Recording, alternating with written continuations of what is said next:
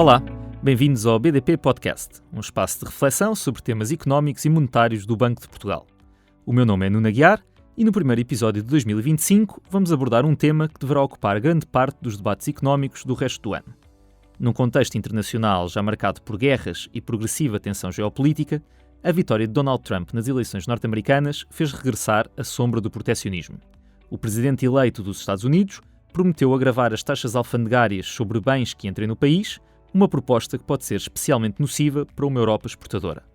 Perante este ambiente desafiante, vale a pena analisar que impacto tem a fragmentação da economia global no comércio externo português. Foi precisamente isso que o Banco de Portugal procurou fazer no tema em destaque publicado no Boletim Económico de dezembro, descrevendo os riscos dos mares comerciais em que navegamos e como é que o enquadramento geopolítico tem afetado a nossa relação com os outros países.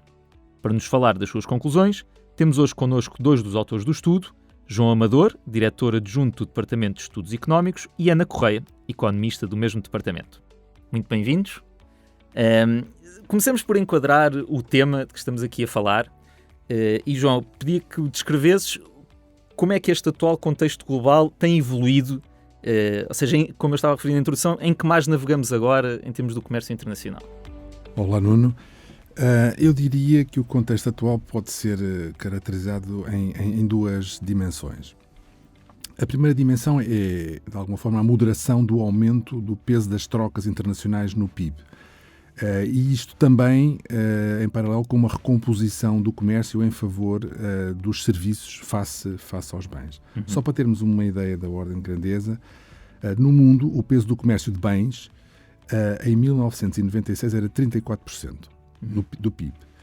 E esta percentagem cresceu até 45% em 2018. Mas desde 2018 a 2023, esta percentagem manteve-se constante. Portanto, é o que as pessoas costumam dizer como uma perda de ímpeto da globalização. Exatamente. Estamos a dizer que a globalização perdeu aqui algum ímpeto, mas está a transformar-se também no sentido de dar mais peso relativo aos serviços. Uhum. Isto não quer dizer que esteja a retroceder, estás, digamos aqui, pelo menos até agora, a haver alguma transformação. Para termos ideia dos números para os serviços, a evolução foi de um crescimento do peso deste comércio no PIB mundial de 8% em 1996 para 14% em 2023. Portanto, aqui nota-se claramente uma subida. Quando olhamos para Portugal, a tendência é de maior abertura permanente. Observou-se um crescimento do peso do comércio de bens e do peso do comércio de serviços no PIB, atingindo aqui em 23 percentagens que vão de cerca de 68% do PIB para o comércio de bens e 29% do PIB para o comércio de serviços. Depois há uma segunda dimensão que eu acho que caracteriza a situação atual e que era aquela que descrevias no início, que observa-se um aumento do número de novas medidas prejudiciais aos fluxos de comércio mundial. Isto começa a surgir há cerca de uma década, mas aumentou bastante nos últimos 5 anos, com relevo para o aumento das barreiras tarifárias entre a China e os Estados Unidos a partir de 2018. Esta história com várias camadas, portanto, uma estabilização, uma recomposição e uma perda de ímpeto da globalização, como é que isso o que é que vos motivou desta história a quererem estudar o fenómeno e o impacto em Portugal? Bem, o Banco e o Departamento de Estudos, nós acompanhamos regularmente os desenvolvimentos na economia internacional e no comércio externo português, e esta expectativa de que vamos ter mais medidas protecionistas num futuro próximo tornou importante saber o ponto onde estamos. E é essa a grande motivação.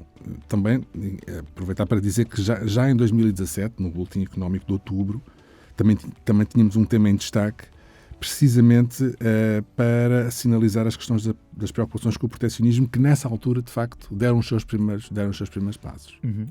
E Ana, a forma mais mediática, normalmente, que se fala de protecionismo é ou criação ou um agravamento de tarifas aduaneiras, é disso que estamos sempre a ouvir o recém-eleito Presidente dos Estados Unidos a falar. O que é que a evolução das tarifas médias aplicadas às exportações e às importações portuguesas, o que é que essa evolução nos diz? Há uma história para contar? Sim, obrigada. As tarifas são, de facto, o principal conceito que nos vem à cabeça quando falamos de protecionismo. Mas, em primeiro lugar, é preciso dar conta de alguns aspectos. As tarifas aplicam-se apenas ao comércio de bens e, no caso de Portugal, no seu contexto de participação na União Europeia, neste espaço económico que é a União Europeia, as tarifas aplicam-se apenas ao comércio com países fora da União Europeia, que representa menos de 40% das importações e exportações de bens de Portugal. Portanto, aqui, de alguma forma, estamos relativamente protegidos. Em segundo lugar, a análise que realizamos neste trabalho utiliza dados que só estão disponíveis até o ano de 2022, pelo que estes desenvolvimentos mais recentes ainda não estão refletidos nesta análise. De qualquer forma, o que nós verificamos e o que nós apresentamos no nosso trabalho é que a tarifa média efetiva aplicada às importações portuguesas de bens tem-se mantido relativamente estável até 2022, em torno de 1%. No caso das exportações, esta mesma tarifa média efetiva tem vindo a diminuir desde 2014, situando-se em valores em torno de 4% para este mesmo ano, 2022. E pode dar-se o caso de esses indicadores estarem a esconder algumas transformações, por exemplo, uma recomposição dos cabazes de troca, ou seja, se uma empresa sentir que há tarifas mais elevadas num país, pode colocar os seus produtos noutro país com tarifas mais baixas. Sim, de facto, o que nós estamos aqui a fazer, um cálculo, é uma tarifa média efetiva, portanto, é uma agregação da composição de um cabaz de exportação ou de importação com diferentes produtos e diferentes países parceiros. Nós também fizemos essa análise, tentámos estimar qual seria então a tarifa em 2002 se de facto a composição do cabaz por país e por produto fosse a mesma de 2014. E as conclusões a que chegamos é que, no caso das importações, o valor da tarifa é relativamente idêntico ao que, portanto, com uma composição efetiva em 2022, é relativamente idêntico ao que seria se mantivéssemos a mesma composição de países e produtos de 2014. No caso das exportações já não é assim e, de facto, a tarifa, se mantivéssemos a estrutura de 2014, a tarifa média efetiva a que estariam sujeitas as nossas exportações seria mais alta. Isto, de facto, indica que houve um reajustamento por parte das empresas portuguesas procurando países ou redirecionar as suas exportações para produtos que estariam sujeitos a tarifas mais baixas. E conseguimos destacar a evolução de alguns parceiros comerciais mais relevantes ou que se note essas mudanças mais significativas nas tarifas médias? Sim. De facto, nós podemos destacar, em primeiro lugar, se calhar, aqueles nos quais temos mantido alguma estabilização da tarifa média efetiva das nossas exportações. E destacam-se os Estados Unidos, que é um dos nossos importantes parceiros extracomunitários no comércio de bens, e também o Brasil e a Suíça.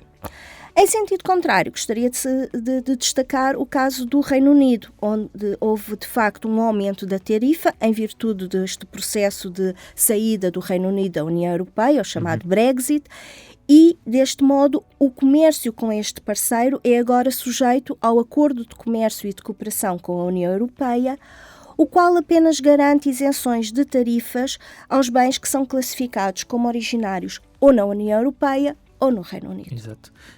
E João, como estavas a referir há pouco na tua resposta, ao dar a entender, o protecionismo não se reflete apenas numa só dimensão, ou seja, o protecionismo não são apenas taxas alfandegárias, criação ou agravamento.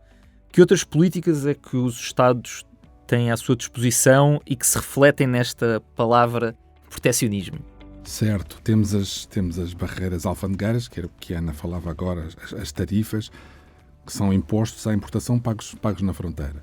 Mas temos também barreiras que nós designamos de não tarifárias. Exato. Como, por exemplo, as cotas, que são limites quantitativos à quantidade importada. Temos, por exemplo, a importação, a imposição de requisitos e especificações técnicas de vários tipos, tipo normas sanitárias e afins, que de alguma forma dificultam a importação e, portanto, também estão neste bloco. E também depois temos toda a dimensão dos apoios de Estado às empresas nacionais, que também, de alguma forma, vai, digamos, dificultar, digamos, aqui a concorrência nos mercados internacionais e, portanto, desfavorece as empresas que tentam exportar para um determinado país que está a apoiar as suas empresas. E sabemos que essa dimensão, por exemplo, há bastante debate sobre o que acontece na China, por exemplo, nessa dimensão. Exatamente. Embora seja muito difícil ter uma informação exaustiva sobre estas barreiras não tarifárias e, sobretudo, aferir a sua intensidade e o seu alcance. Nós no estudo fazemos referência apenas ao número de novas medidas deste tipo, tal como identificadas na base de dados que temos, que é uma base de dados do Global Trade Alert, que é bastante boa, mas estamos a falar do número, não conseguimos ir muito além disso. É claro, quando olhamos para o número, o que vemos é um aumento, de facto, claro, das novas medidas prejudiciais e aqui, sobretudo, de subvenções financeiras. Exato. E lá está, com origem na China e nos Estados Unidos. E desde 2019 também com origem em outros países da União Europeia. Portanto, mas essas duas regiões são as que mais destacam em número de medidas, de novas medidas. Sim. E se calhar vamos à pergunta que interessa e o motivo pelo qual vocês fizeram o estudo e nós estamos a fazer agora este podcast, que é tudo somado, este contexto e a vossa análise, as tensões geopolíticas ou este mundo novo, mais fragmentado, já se reflete no comércio externo português ou não? Bem, como o João também já referiu, em Portugal, quando olhamos para o peso dos fluxos do comércio, e aqui estamos a falar a soma das exportações com as importações no produto interno bruto, verificamos que se tem registado um aumento deste peso, chamado grau de abertura da economia. E este aumento foi particularmente significativo nos últimos anos. O que é também assinalável em Portugal é que este aumento do peso dos fluxos do comércio não se está só expresso na componente de bens, mas sim também muito no contributo do comércio dos serviços. Claro que em Portugal o contributo dos serviços relacionados com o turismo, as nossas exportações, e nomeadamente e do lado das exportações, as nossas exportações de viagens e turismo e também de serviços de transporte, explica muito desta dinâmica recente do aumento do peso dos serviços. No entanto, gostaria também de salientar outros tipos de serviços, nomeadamente gostaria de salientar as exportações de serviços de telecomunicações, informáticos e de informação, cujo valor das exportações em 2023 foi o dobro do registado em 2019. Por isso, o que nós dizemos é que não se observam até agora, de facto, efeitos negativos das tensões geopolíticas no comércio português. Embora esta avaliação seja sempre um bocadinho difícil de fazer, porque nós não temos um cenário contrafactual. Nós poderíamos ter tido um crescimento do comércio ainda muito superior a este num cenário de ausência de tensões. Ou seja, ele mostra dinamismo, mas nós não sabemos quão mais dinâmico seria. Sim, ou seja, nós avaliamos que não há um grande reflexo das tensões, no sentido de que ainda não há uma redução do peso do comércio no PIB. Mas, de facto, poderíamos ter tido um cenário ainda muito mais benigno, quer para Portugal, quer para o resto do mundo. E, João, pela relevância geopolítica ou comercial de Rússia ou da China, estes casos específicos têm um comportamento diferente, têm um comportamento que faz com que eles se distingam em relação a, se calhar, outros países ou não, na nossa relação comercial com eles? Bom, a Rússia e a China são grandes países, como sabemos, mas não estão na lista dos principais parceiros comerciais de Portugal. Só para termos um pouco a ideia das magnitudes, em 2023 a China pesava 0,8% das nossas exportações e 4,7% do lado das importações. Portanto, é mais importante como fornecedor de Portugal. Os valores para a Rússia são mesmo muito baixos. Portanto, não são países importantes. Os nossos principais parceiros, como sabemos, são os países da União Europeia. No mundo extracomunitário, os Estados Unidos têm ganho algum relevo. E em 2023, o peso dos Estados Unidos nas exportações portuguesas já era de 8%, e 3% nas importações. Os Estados Unidos têm se tornado um parceiro extracomunitário importante. Como a Ana disse, o que interessa, digamos, para nós aqui sublinhar é que esta pertence à União Europeia, onde se concentram mais de 60% das nossas exportações e mais de 70% das nossas importações, e isto constitui uma vantagem grande pela ausência de barreiras tarifárias. Mas claro que Portugal é sempre afetado indiretamente num contexto em que globalmente há, digamos, uma guerra comercial em curso. Uhum. E é correto dizer que a geopolítica é hoje mais relevante do que no passado? Não sei se esta é uma afirmação exagerada ou não, Ana. E já agora, se esta tendência deverá continuar ou deverá diminuir? Numa resposta muito curta e direta, sim. Os resultados a que chegamos neste trabalho apontam para que as nossas importações se tenham tornado sensíveis à distância geopolítica, e isto devido à componente do comércio de bens. Os resultados para a componente de serviços indicam que elas sempre foram sensíveis à distância geopolítica. Isto significa, portanto, se um país se afastar de nós numa métrica de proximidade diplomática, vamos chamar assim, é possível que isso tenha mais efeito hoje do que no passado no nosso comércio externo, é isso? Exato, isto significa que as nossas importações, houve uma reorientação, está a haver uma reorientação das nossas importações para os países com os quais tendemos a estar mais alinhados em termos de política externa. E olhando para os dados de inquéritos e desenvolvimentos políticos recentes que conhecemos, nomeadamente, como referi há pouco na introdução, as eleições dos Estados Unidos e outras eleições, devemos esperar que isto continue a ser assim? Sim, é expectável que no futuro próximo esta tendência possa continuar. Por um lado, as empresas já superaram os custos que tiveram em alterar ou modelos de negócios, as cadeias de valor, contratos, procurar novos fornecedores, procurar novos mercados de exportação. E, portanto, essa situação agora, essa nova reorientação deverá se manter.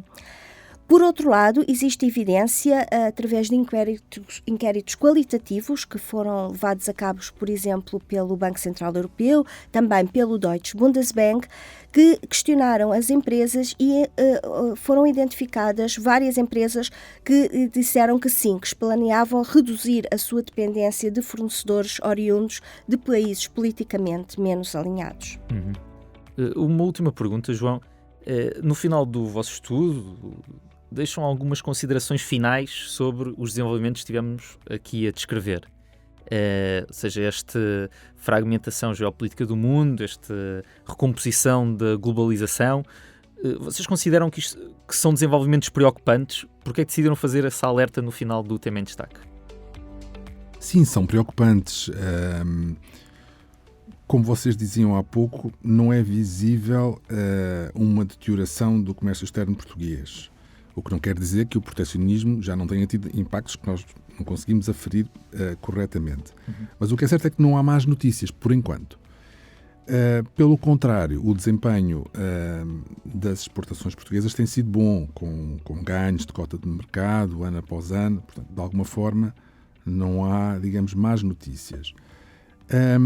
O que nos parece é que, no contexto atual, é necessário ir monitorizando a situação e estar preparados para, digamos, facilitar o ajustamento e a acomodação de choques adversos que possam existir nesta dimensão e que afetam as empresas e a economia portuguesa em geral.